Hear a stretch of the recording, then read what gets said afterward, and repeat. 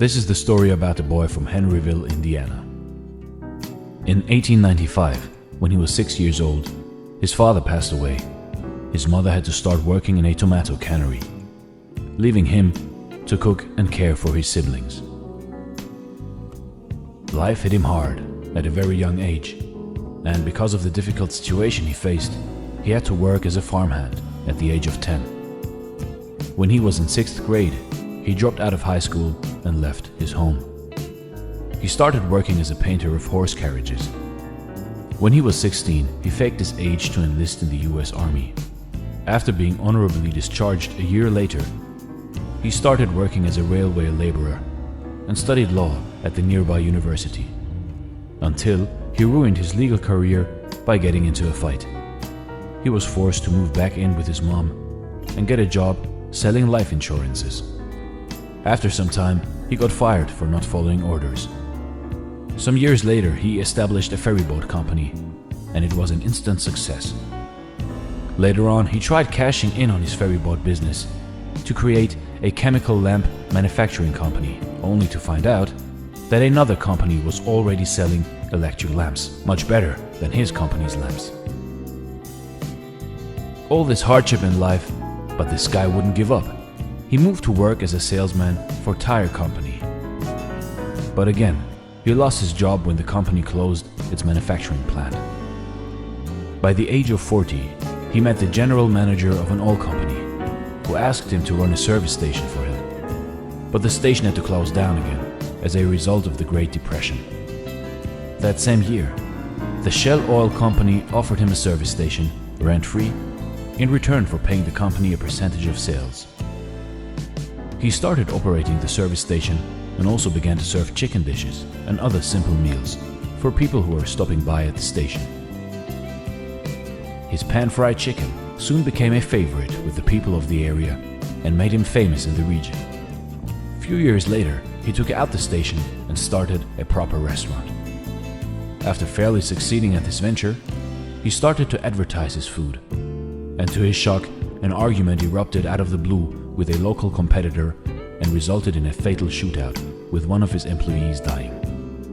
4 years later, he bought a motel next to his chicken restaurant, hoping for better business. But it caught fire and burned down to the ground together with his restaurant. Yet this ambitious man rebuilt and ran a new motel with a 140-seat restaurant, until World War II forced him to close it down again. When war had ended, he tried selling his recipes to other restaurants. His recipe was rejected 1,009 times, when finally, in 1952, he sold his secret recipe, Kentucky Fried Chicken, for the first time to the operator of one of the city's largest restaurants. It quickly became a hit, and as a result, several other restaurant owners franchised the concept and paid him 4 cents per chicken. However, good times didn't last very long. His own restaurant was crippled when an interstate highway reduced customer traffic. He sold it and was left only with his savings and $105 a month from Social Security. So finally, he pursued his dream to franchise his chicken concept nationwide and traveled the US looking for suitable restaurants. He opened a new restaurant and a company headquarters in 1959. He often slept in the back of his car. He visited restaurants, offered to cook his chicken, and if the owners liked it, then he negotiated a franchise right. In 1965, at the age of 75, he was just getting started. After years of rejection, failures, misfortunes, Colonel Sanders' franchise approach became highly successful. KFC was one of the first fast food chains to expand globally, opening outlets in Canada, UK, Mexico, and Jamaica by the mid-1960s. The Colonel remained the company's symbol after selling it. He traveled over 400,000 kilometers a year, visiting KFC restaurants and delighting customers around the world. At the age of 90, Colonel Sanders passed away. At that time, there were around 6,000 KFC locations in 48 different countries. In 2018, there were 22,621 KFC restaurants worldwide.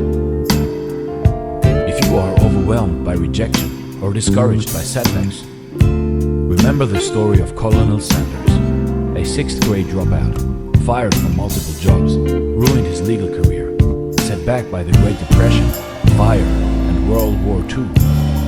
And yet, he became the world's most famous cook after reaching retirement age.